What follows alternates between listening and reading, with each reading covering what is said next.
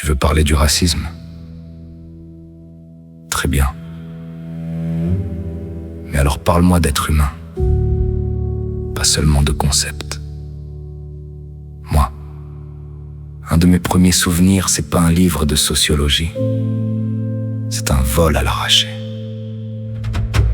Ma mère qui se fait agresser, une bombe lacrymogène, mes yeux qui brûlent, mon chien au milieu de la route et moi, petit gamin, qui comprend juste qu'il a peur.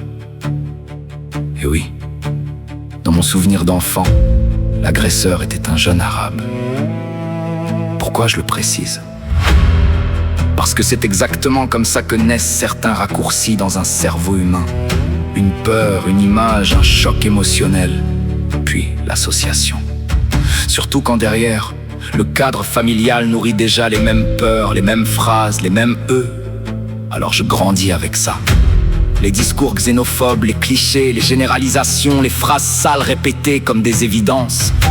Puis changement d'école, et là, moi, le gamin couleur café, je découvre le racisme des blancs. Les moqueries, les regards, les remarques, les petites phrases qu'on banalise parce que c'est des enfants. Et ça dure des années. Puis lycée, nouveau monde, nouveau choc. Cette fois je suis trop blanc, pas assez arabe, pas assez noir, ça pue le blanc, sale bounty. Alors tu fais quoi quand t'es rejeté partout? Tu cherches un groupe, même imparfait, même toxique parfois. Parce qu'à cet âge-là, survivre socialement passe avant la philosophie. Alors oui, je me rapproche d'un groupe de blancs qui subissaient aussi ça. Un groupe qui parfois dérapait, qui se radicalisait dans les mots, dans les symboles, dans les provocations stupides. Pas parce qu'on était des monstres sortis du néant, parce qu'on était des adolescents paumés, en colère, blessés et enfermés dans des logiques de clan.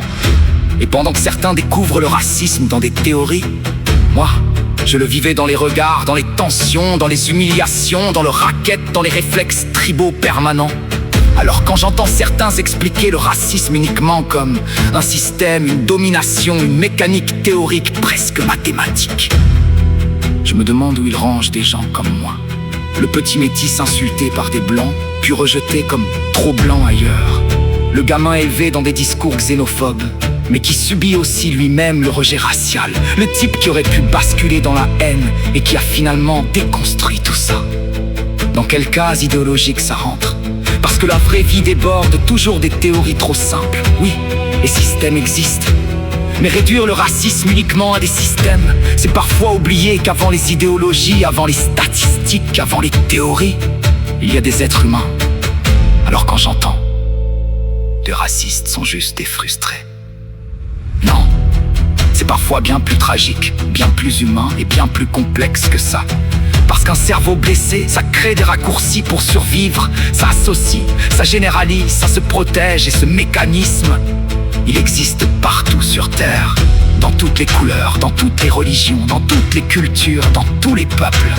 Le racisme n'est pas uniquement du pouvoir, il peut aussi naître de la peur, du rejet, de l'humiliation, du trauma, du sentiment d'abandon, de la répétition, de la tribalisation humaine la plus primitive.